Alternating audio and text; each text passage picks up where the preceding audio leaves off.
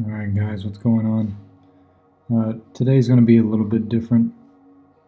Typically I do these kind of analysis videos, but I wanted to share a piece of writing that I wrote just on the creative process in general, and I just wanted to share it with you guys and see what you guys thought.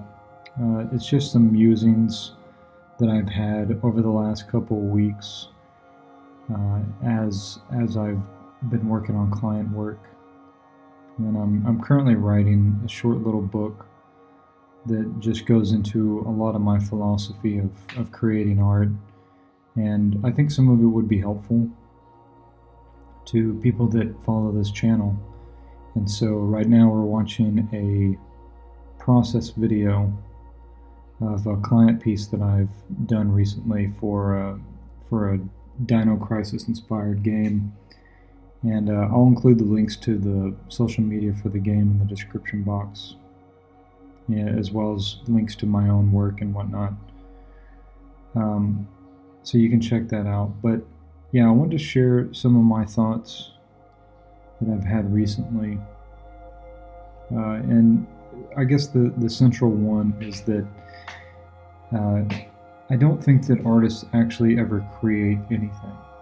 I think that instead of creating something or revealing something, we're discovering something. There's a book that I've been listening to called Reality Transurfing, and I'll include that in the description box below as well, because you can find it on YouTube for free. And I like to listen to it while I draw. And there's some ideas in there that I think are so useful to people that are trying to do something creative. And one of those ideas is the idea that creation is entirely complete. You know, if we think about the universe and we think about, whenever we think of the universe, we think of the universe as being infinite, right? We think that it's completely infinite. And so what does that mean? Well, according to this guy, and according to Neville Goddard, who's another writer that I like to listen to, infinity means that everything exists. It at least exists in some potentiality. And in this Transurfing book, it talks about the idea that everything exists in this variant space. And this variant space is basically our imagination.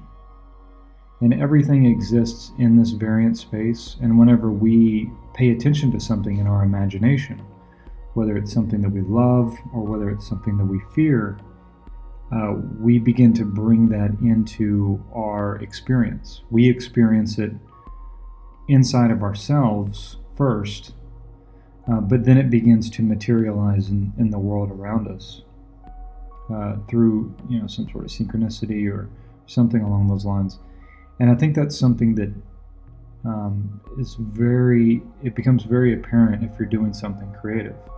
This might seem like too much of a mystical idea if you're somebody who's not into doing something creative.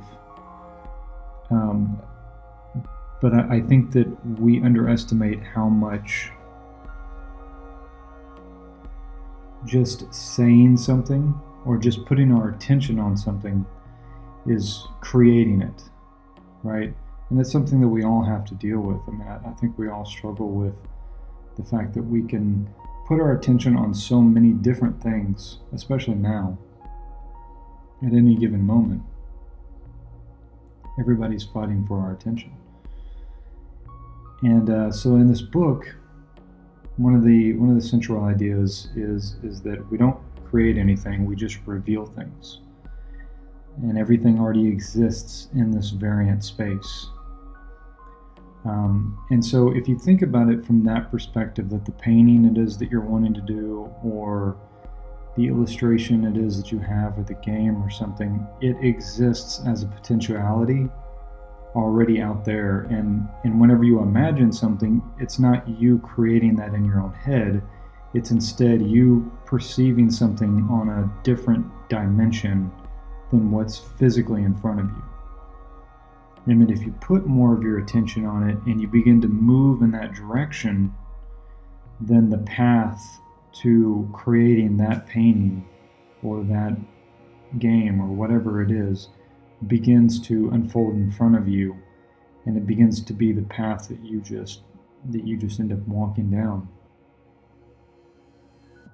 I think that will relieve a lot of the creative, I guess you could say, art block that we have. Because I think a lot of like, art block, for example, or people not feeling like they can tap into their creativity is because we're just focusing our attention on the wrong things. We have this tendency, for me personally as an illustrator, I have this tendency that I see in myself all the time to, go and look at ArtStation and look at all of the amazing artists that are on there and think, okay, so what I need to do is I need to be as good as this guy at this, and I need to be good at 3D, and I need to be good at this, and I need to be good at that. Even if, when I really sit back and consider it, I don't care about doing 3D, right? But when I look at this world with my physical eyes, and I look out at the marketplace, and I start to put the emphasis on what is making money in the marketplace, what is successful, what are other successful people doing, and I start to put my emphasis there, then I start to unconsciously or consciously start to pattern myself after what it is that they're doing. And the more it is that I do that, the more I end up putting the cart before the horse, because the question of, well, what's being successful in the market of freelance illustration today is not the question that needs to be answered. We think that it is because we are in a society where we have to pay our bills, at the end of the day. And we tend to think that if we're doing something that is not making us money, then we're wasting our time.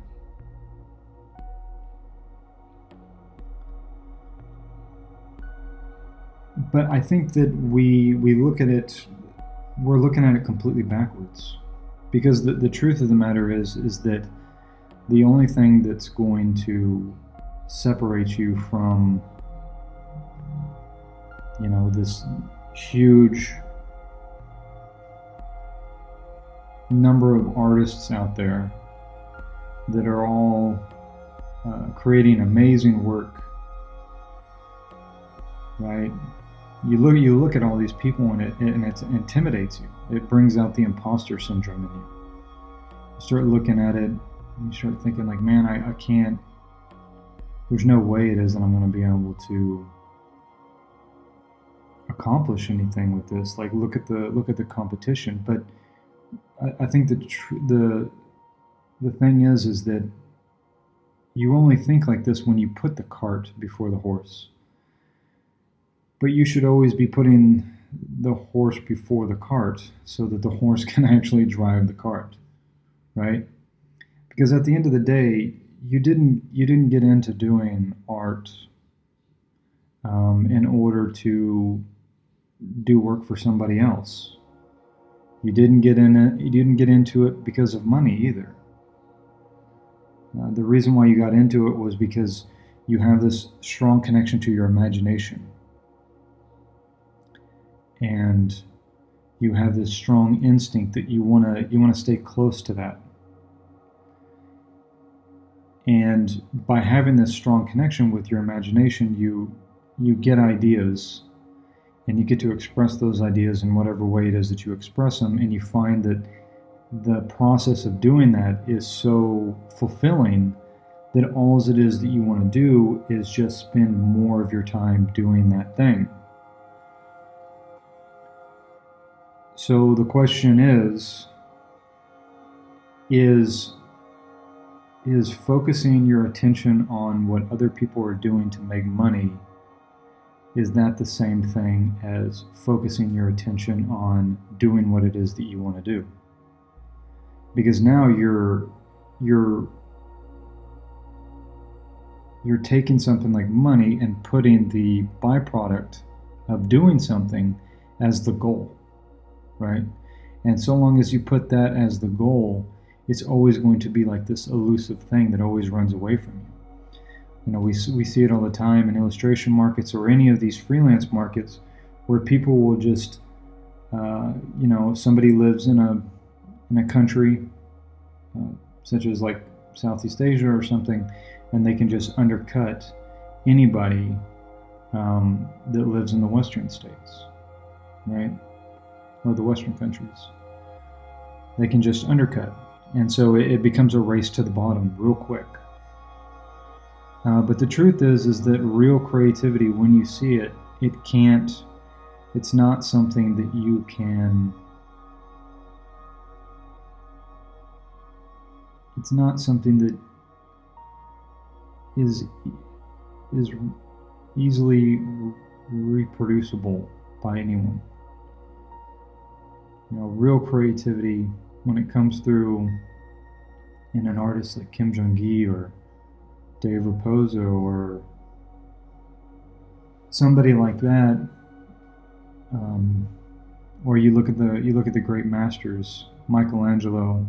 You know, there's plenty of people that want to draw or paint like him, but people that try to be him,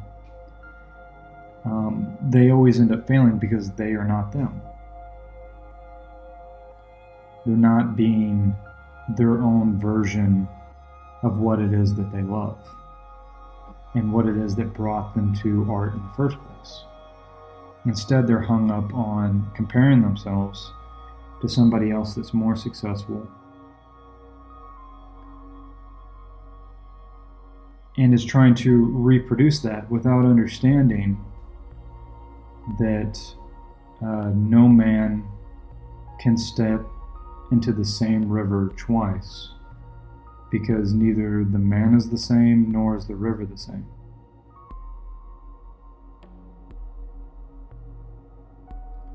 So if that's true,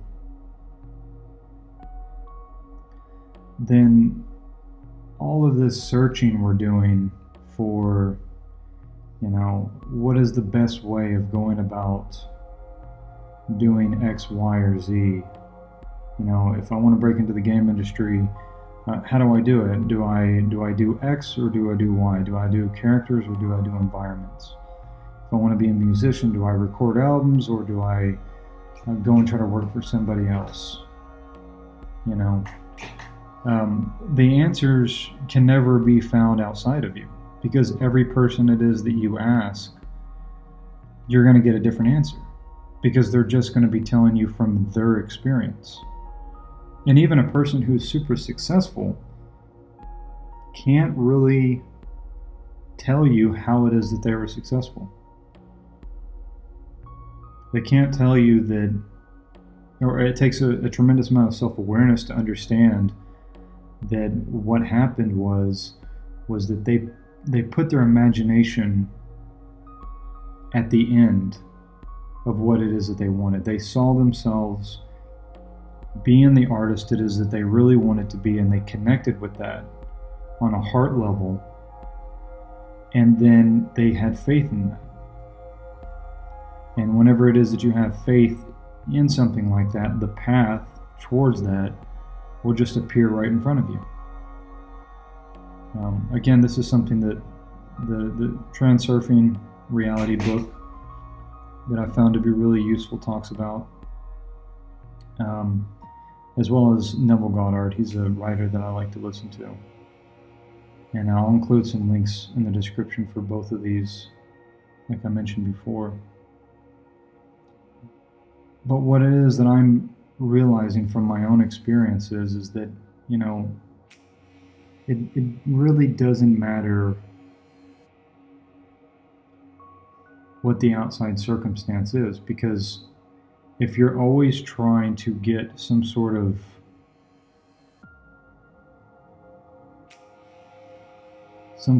respite, you know, some sort of comfort from something that is external to you, then you're always going to be chasing something that's always fading away from you.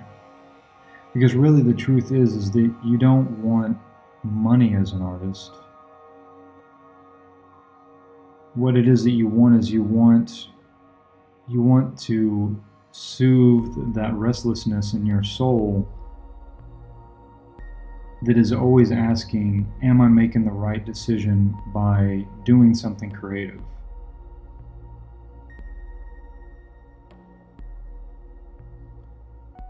Am I going down the right path? And that's not something it is that you could ever answer by looking outside of you. If you doubt it, you'll find people that will just echo your own doubts. If you believe in it, you'll find people that will echo those beliefs. And so I find it's a really interesting point in time that we're at right now, where we live in a world that has so many ideas about things, that has so many ideas about, the way that you should be living your life.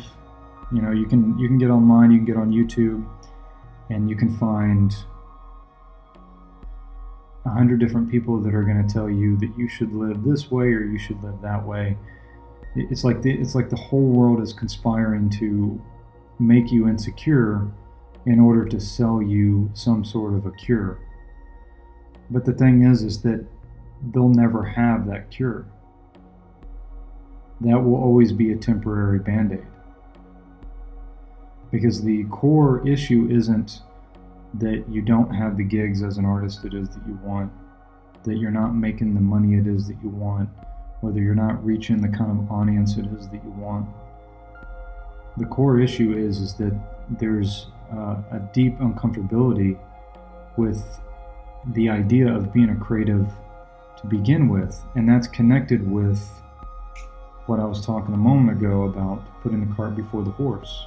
That is the reason why this deep insecurity exists. Because if you just accept the fact that, from my personal belief, and I'm not trying to preach to anybody what it is they should or shouldn't believe, but what I've come to understand is that in the Bible it says that God loves unconditionally. He gives love and provides the sunshine and the rain for the just and the unjust alike. So if that's the case, then why would you think a vision, which is coming from the mind of God, we could say the variant space is the mind of God, why would we think that if we had faith in that vision, that same unconditional love, that same support of bringing that thing into existence would not be there, right? I mean, you look around and the sun shines for everything. It's like I said, you have God has unconditional love for everything, right? And so it's the same thing with all of nature, right? Nature provides for everything. The sun shines on small trees and big trees alike, dying trees and young trees alike. Rain nourishes them.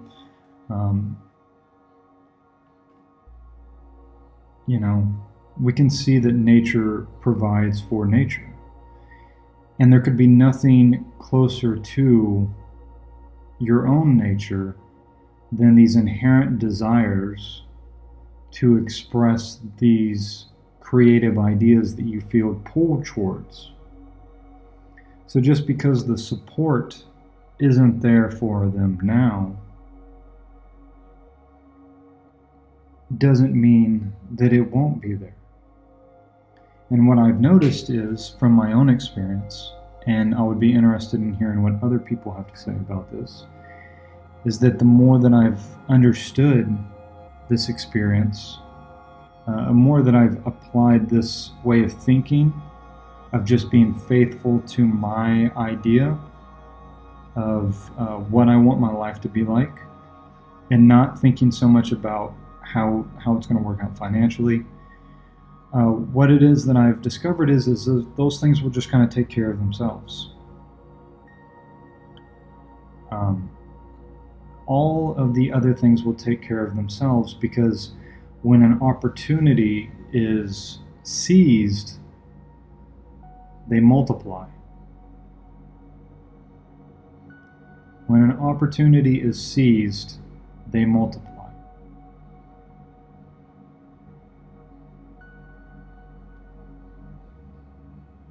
And the same thing goes for the creation of anything. You know, you may have to budget your time very closely for creating the game or the book or whatever it is that you want to do right now. But eventually there's going to come a point when it's going to take care of itself. You know, and anybody who's gone from being somebody who's done this in their as like a part-time gig all the way to a full-time gig will tell you that it's almost like an invisible transition. Like it just kind of happens naturally. Over the period of years, all of a sudden you find yourself, you know, not working at your, you know, working at a job full-time. Instead you're doing it part-time, and you're making a part-time living with your illustration, or something else comes along the way. And then the more and more it is that you put your faith into that, the more that faith gets reflected in what comes to you. It comes to you in the form of the right people and the right circumstances, the right events, the right synchronicities.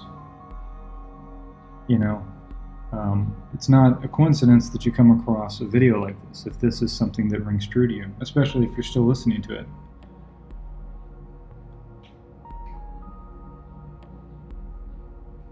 So,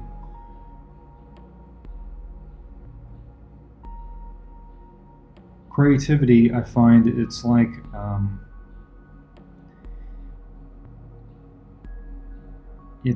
a candle that you're holding, and it's a very gentle candle, and all it takes is somebody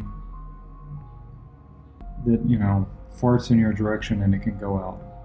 Somebody can come along and put their insecurities on you, and if you accept those insecurities, then you'll begin to act them out.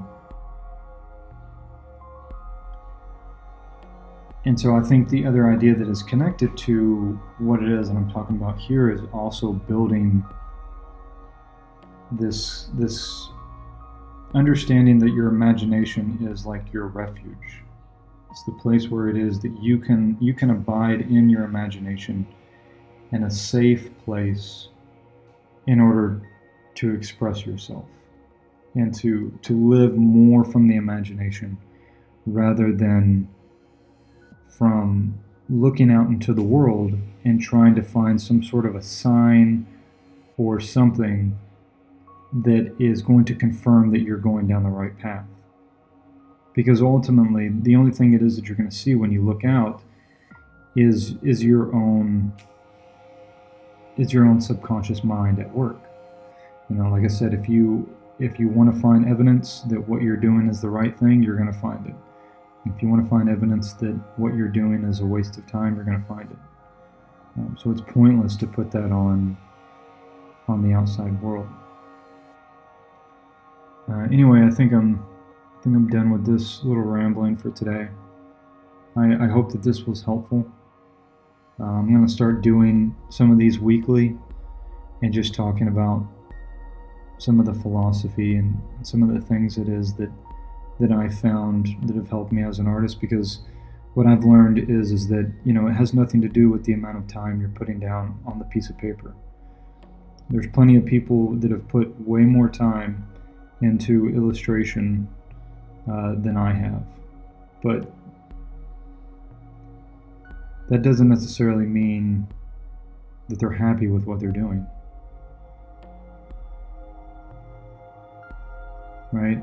And the distance between the artist that you are now and the artist it is that you want to be is not by the mileage of It's not only by the mileage that you're putting down on the paper, but it's also the decision of how it is that I'm going to live my life and the kind of person it is that I'm going to choose to be. And there's nobody else that can do that for you other than you. And that's a decision you make inside of yourself. And you can make that decision at any moment, because there's no rules that tell you that you have to be consistent with the way it is that you were before. There's nobody outside of you standing here telling you that that you're not worthy of being an artist. That's you that's saying that. There's nobody outside of you that's saying that you're not worthy for making a living doing your art. That's just you inside of your own head telling you that. Nobody else is saying that to you, right? Because nobody else even cares what it is that you're doing.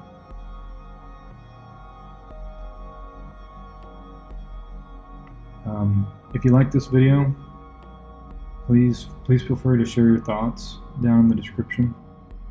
And if, like I said, if you like the illustration that I'm doing here, you can check out the game. I believe the name of the game is Jurassic Outbreak. Hopefully I'm not wrong about that. But anyway, you can check that out in the description box below. I also have a Discord group where I have like studies that I do with other artists. We do a study group where we try to improve every day, and then I have people that are into game dev and that sort of thing that come and hang out, and everybody talks about their creative projects.